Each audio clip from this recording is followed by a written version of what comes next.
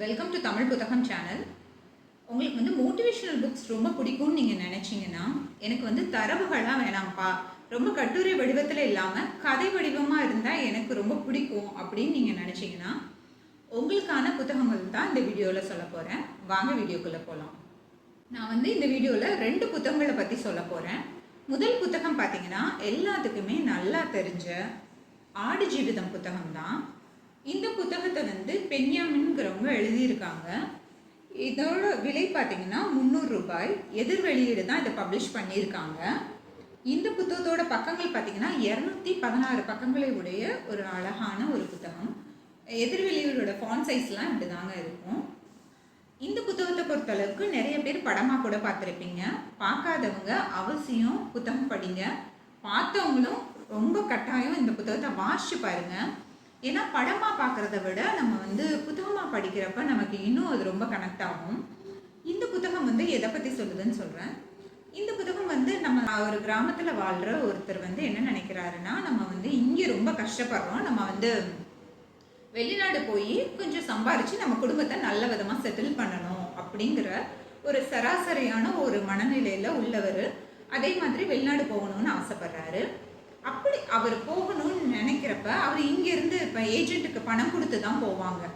அந்த மாதிரி ஏஜென்ட்டுக்கு பணம் கொடுத்து அவர் இங்கேருந்து கஷ்டப்பட்டு அவர் வெளிநாடு போகிறாரு. அவர் நினச்சி போகிற வேலை வேற, ஆனால் அங்கே அவருக்கு கிடைச்ச வேலை வேற. அதே மாதிரி அங்கே இவரை கூட்டிகிட்டு போன ஒருத்தர் என்ன பண்ணுறாருன்னா, இவருக்கு என்ன வேலை கொடுத்தாருன்னா, இவரை கூட்டிகிட்டு போய் பாலைவனத்தில் ஆடுகளை எல்லாம் மேய்க்கிற வேலையை கொடுத்துறாரு.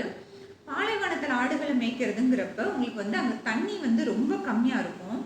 ஸோ ஆடுகளுக்கு கூட தண்ணி கிடைக்கும், ஆனால் மனுஷருக்கு இவருக்கு தண்ணி கொடுக்க மாட்டாங்க.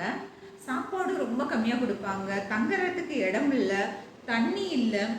இந்த மாதிரி ஒரு சூழ்நிலை அவங்க என்ன சம்பளம் கொடுத்துட போகிறாங்க? சம்பளம் சுத்தமாக இல்லை. இவர் எதுக்காக அங்கேருந்து இவ்வளோ தூரம் கஷ்டப்பட்டு அவங்க குடும்பத்தெல்லாம் விட்டு பிரிஞ்சு வந்தாரோ அது எந்த பலனும் இல்லைங்கிறது நாள் ஆக ஆக இவருக்கு தெரிய ஆரம்பிக்குது. அதுவும் இல்லாமல் இவர் கூட்டிகிட்டு போன அந்த ஓனர் இவரை ரொம்ப குடும்பப்படுத்துகிறாரு.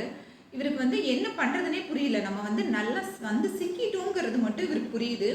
இங்கேருந்து நம்ம எப்படி தப்பிக்கிறதுங்கிறதுக்கு இவருக்கு பாஷை தெரியாது, அங்கே யாருமே தெரிஞ்சவங்க இல்லை. இத்தனைக்கும் இது ஒரு ஊராக இருந்தால் கூட நம்ம ஹெல்ப் கேட்டு ஏதாவது தப்பிச்சிட முடியும். இது பாலைவனங்கிறப்ப பார்த்தீங்கன்னா ரொம்ப தூரம் தள்ளி தள்ளி தான் ஒவ்வொருத்தவங்களும் அவங்களோட அந்த குடில் மாதிரி அமைச்சு அவங்களோட ஆடு ஒட்டகம்லாம் வச்சு இது பண்ணிட்டு இருப்பாங்க. இப்போ இவங்க இந்த கேம்ப்லேருந்து இன்னொரு இதுக்கு போகிறதுக்கே அவருக்கு ரொம்ப தூரம் ஆகும். போனாலும் கண்டுபிடிச்சிருவாங்க. கண்டுபிடிச்சாங்கன்னா இன்னும் தண்டனை ரொம்ப ஹெவியாக இருக்கும்னு சொல்லிட்டு இவர் ரொம்ப கஷ்டப்படுறாரு. என்ன பண்ணுறதுன்னே தெரியாத ஒரு சூழ்நிலையில், நம்ம ஊர் தெரியாது, மொழி தெரியாது, எப்படி போகணுங்கிற எந்த ஹோப்புமே இல்லாத ஒரு இடத்துல அவர் எப்படி அந்த இடத்த விட்டு தப்பிச்சு வர்றாருங்கிறது தான் இந்த கதை. அவ்வளோ அருமையான ஒரு கதைன்னு நான் சொல்லுவேன். ஏன்னா யோசிச்சு பாருங்களேன், நம்மளாட்ட ஒரு சராசரியான வாழ்க்கையில் இருந்த ஒருத்தர் இப்படி ஒரு இக்கட்டான சூழ்நிலையில் போய் சிக்கிட்டாரு. ஆனால் சிக்கிட்டோம், நம்ம எப்படி எனக்கு எதுவுமே தெரியாது, நம்ம எப்படி தப்பிக்க போகிறோம்னு நினைக்காம எப்படியாவது தப்பிச்சிடறோம், இந்த இடத்த விட்டு போனால் போதும்னு மனுஷன் தப்பிக்கிறாரு. இந்த புத்தகத்தை பொறுத்தளவுக்கு நீங்கள் படிக்கிறப்ப உங்களுக்கு அந்த பாலைவனத்தோட வெப்பமே உங்களுக்கு அது ஃபீல் ஆகுங்க. அந்த பாலைவனத்தில் குளிர் பனிக்காற்று அடிக்கும்பாங்க, அப்போ உங்களுக்கு அந்த பனி ஃபீல் ஆகும். அப்போ இந்த புத்தகம் எப்படி இருக்கும்னு நீங்கள் யோசனை பண்ணிக்கோங்க. அவ்வளோ ஒரு அருமையான புத்தகம். இந்த புத்தகங்களை நான் ஏன் மோட்டிவேஷனல் புத்தகங்களோட கம்பேர் பண்ணுறேங்கிறத நான் கடைசியில் சொல்கிறேன். நீங்கள் அவசியம் இந்த புத்தகம் வாசிச்சு பாருங்கள். உங்கள் வாழ்க்கையில் ஒரு தடவையாவது இந்த புத்தகங்கள்லாம் நீங்கள் வாசிக்கணும். ஏன்னா நம்ம வாழ்க்கையில் நிறைய சிக்கல்களை ஃபேஸ் பண்ணுவோம். அப்போ நம்ம இந்த மாதிரி புத்தகங்கள் படிக்கிறப்ப அது நம்ம வாழ்க்கையில் நமக்கு அது ஏதாவது ஒரு விதத்தில் ஒரு ஹெல்ப் பண்ணும். அடுத்த புத்தகம் பார்த்தீங்கன்னா, உலகிலேயே மகிழ்ச்சியான மனிதர், எடி ஜோஷ்கு இவங்க எழுதின புத்தகம் தான். இந்த புத்தகம் தமிழில் மொழிபெயர்ப்பு பண்ணது நாகலட்சுமி சண்முகம்ங்கிறவங்க மொழிபெயர்ப்பு பண்ணியிருக்காங்க. இந்த புத்தகத்தோட விலை பார்த்தீங்கன்னா 399 ரூபாய். இது அமேசானில் விலை கம்மியாக தாங்க நான் வாங்கினேன். இது மஞ்சுள்ங்கிற ஒரு பதிப்பகம் தான் அதை பதிப்பிச்சிருக்காங்க. இவர் தான் எடி. நம்ம எடி எவ்வளோ ஸ்மார்ட்டாக இருக்காரு பார்த்தீங்களா? ஆக்சுவலாக பார்த்தீங்கன்னா இந்த புத்தகத்தோட பக்கங்கள் 206 பக்கங்களை கொண்ட ஒரு புத்தகம். இது ஃபாண்ட் சைஸ்லாம் ரொம்ப ஈஸியாக இருந்துச்சுங்க. பேராலாம் ரொம்ப ஈஸியாக இருந்துச்சு படிக்கிறதுக்கு. இந்த புத்தகம் ரொம்ப வெயிட்லெஸ்ஸாக இருந்துச்சு. 200 பக்கங்கள் புத்தகங்கள் இருக்க மாதிரி கூட ஃபீல் ஆகலை, அவ்வளோ வெயிட்லெஸ்ஸாக இருந்துச்சு. இந்த புத்தகத்தோட கதையை பொறுத்த அளவுக்குமே வந்து பார்த்தீங்கன்னா, அது ஒன் லைனில் சொல்லணும்னா இதிலே கொடுத்துருக்காங்க, நான் வாசிக்கிறேன். நாஜி வதை முகாமிலிருந்து தப்பி பிழைத்த ஒருவரின் அருமையான வாழ்க்கை. அந்த அருமையான வாழ்க்கைங்கிறது தான் ரொம்ப முக்கியமான விஷயம். இந்த புத்தகத்தை பொறுத்தளவுக்கும் பார்த்தீங்கன்னா, எடியோட ஆங்கிள்லேருந்து நான் சொல்கிறேன். எடி வந்து ஒரு ஜெர்மனியர். அவங்க வீட்டில் பார்த்தீங்கன்னா அவங்க அப்பா, அம்மா, அவங்க தங்கச்சி, எடி 4 பேரும் ரொம்ப சந்தோஷமாக வாழ்கிறாங்க.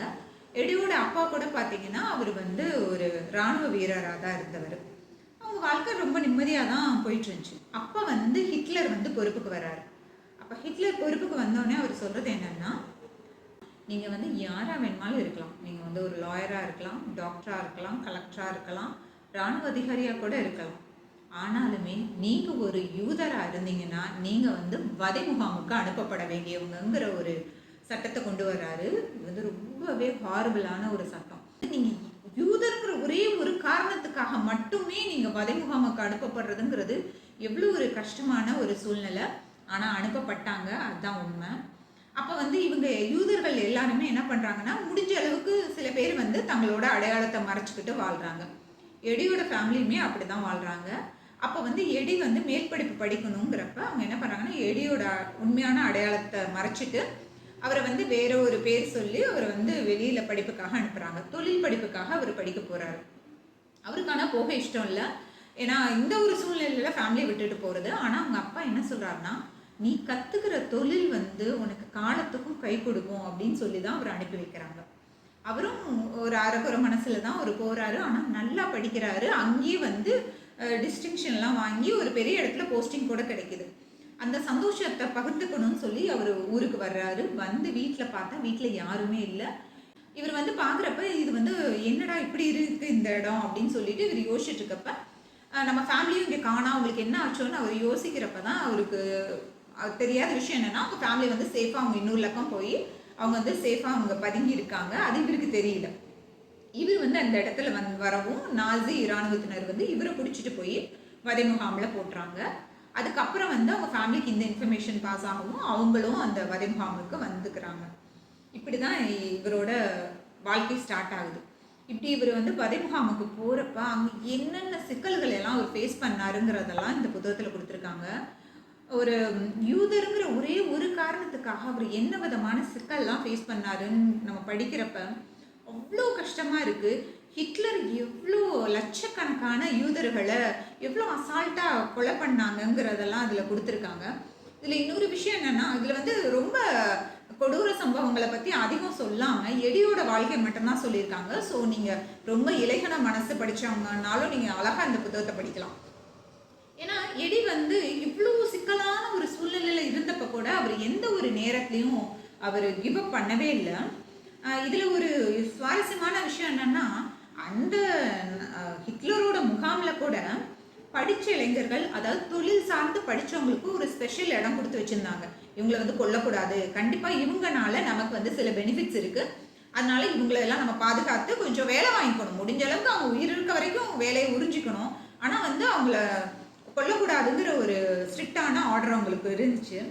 அப்போ வந்து எடி வந்து தொழிலில் வந்து அவர் இயந்திரம் செய்கிறதுல அவர் வந்து கொஞ்சம் நல்லா ஸ்பெஷலிஸ்ட்டுங்கிறனால அவர் வந்து கொஞ்சம் பாதுகாப்பாகவே அவருக்கு எந்த முகாமுக்கு அவரை மாற்றிக்கிட்டே இருந்தால் கூட அவர் அந்த இடத்துல அவர் கொஞ்சம் சேஃபாக தான் இருந்தார்.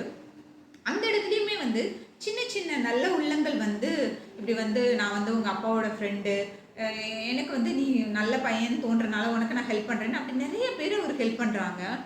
அதெல்லாம் பார்க்குறப்ப அவ்வளோ ஹிட்லரோட ஆட்சியில் கூட மனுஷங்க இருந்திருக்காங்க, அவங்க வந்து ஹெல்ப் பண்ணியிருக்காங்க. அதாவது யூதர்கள்ங்கிறனால இவங்க உங்களை கொடுமைப்படுத்தலை, எனக்கு உடன்பாடு இல்லை, ஆனால் நான் ஹெல்ப் பண்ணேன், என்னை வந்து அவங்க கொன்றுவாங்க, அதனால நான் தெரியாமல் ஹெல்ப் பண்ணுறேன் அப்படின்னு கூட நிறைய பேர் பண்ணியிருக்காங்க. அதெல்லாம் நம்ம படிக்கிறப்ப நம்ம வந்து மனிதாபிமானம் எந்த ஒரு சூழ்நிலையிலையும் அது வாழ்ந்துக்கிட்டு தான் இருக்குங்கிறது நமக்கு தெரியும். அவ்வளோ ஒரு அருமையான ஒரு புத்தகம். இதில் வந்து எடி நிறைய தடவை தப்பிக்க பார்ப்பாருங்க, நிறைய சூழ்நிலை அதை பற்றி போட்டிருப்பாங்க. அதை பற்றி படிக்கிறப்பெல்லாம் நமக்கு வந்து அவ்வளோ ஒரு எடி தப்பிச்சு போகிறப்ப நமக்கு எப்படி இருக்கும்னா, நம்மளே அந்த வதை முகாம்லேருந்து தப்பிச்சு போகிற ஒரு ஃபீல் இருக்கும், அவ்வளோ சந்தோஷமாக இருக்கும். திரும்ப பிடிச்சிட்டு வந்தாங்கன்னா நமக்கு அதே மாதிரி கவலையாக தான் இருக்கும். அப்படி ஒரு புத்தகம் எனக்கு ரொம்ப பிடிச்சிருந்துச்சு இந்த புத்தகம். அதாவது எனக்கு இந்த புத்தகத்தை பொறுத்தளவுக்கு எளிய பொறுத்தளவுக்கு எனக்கு ரொம்ப தோணுன ஒரு விஷயம் என்னன்னா, அவரு என்ன யோசிச்சாருன்னா, இவ்ளோ கஷ்டப்படுறோம் இந்த வதை முகாம்ல. நம்ம என்னைக்காவது தப்பிப்போம். கன்ஃபார்மா தப்பிப்போம். ஆனா தப்பிச்சு போனதுக்கப்புறம், நம்ம சந்தோஷமா வாழணும். வாழ்க்கையில எதுக்காகவுமே ஃபீல் பண்ணக்கூடாதுன்னு அவரு முடிவெடுக்கிறாரு. நம்ம மட்டும் இந்த வதை முகாம்லேருந்து தப்பிச்சு போயிட்டா, நம்ம வாழ்க்கையில சந்தோஷத்த மட்டும் தான் நம்ம அனுபவிக்கணும். நம்ம வந்து அதுக்கு சோகத்துக்கு இடமே தரக்கூடாதுன்னு நினைக்கிறாரு. ஸோ அது மாரி அவரு ஒரு சூழ்நிலையில தப்பிச்சும் போறாரு. அதுக்கப்புறம் அவரோட வாழ்க்கை எப்படி இருந்துச்சுங்கிறதும் இந்த புத்தகம் சொல்லுது. ரொம்பவே ஒரு அருமையான புத்தகம். எல்லாருமே படிக்கணும்னு நான் நினைக்கிறேன். இந்த 2 புத்தகங்கள பொறுத்த அளவுக்குமே பார்த்தீங்கன்னா, எனக்கு வந்து 2க்குமே கனெக்ட்டான விஷயம் என்னன்னா, 2 பேருமே வந்து ஒரு இக்கட்டான சூழ்நிலையில அவங்க 2 பேருமே மாட்டிக்கிறாங்க. தெரிஞ்சோ, தெரியாமயோ மாட்டிக்கிறாங்க. ஆனா இவங்க 2 பேருமே வந்து எந்த ஒரு சூழ்நிலையிலயும் நம்ம வந்து மாட்டிக்கிட்டோம், இவ்வளோதான் நம்ம அப்படின்னு அவங்க நினைக்கவே இல்ல. அது எனக்கு ரொம்ப ஒரு மாரி சந்தோஷமா இருந்துச்சுன்னே சொல்லலாம்.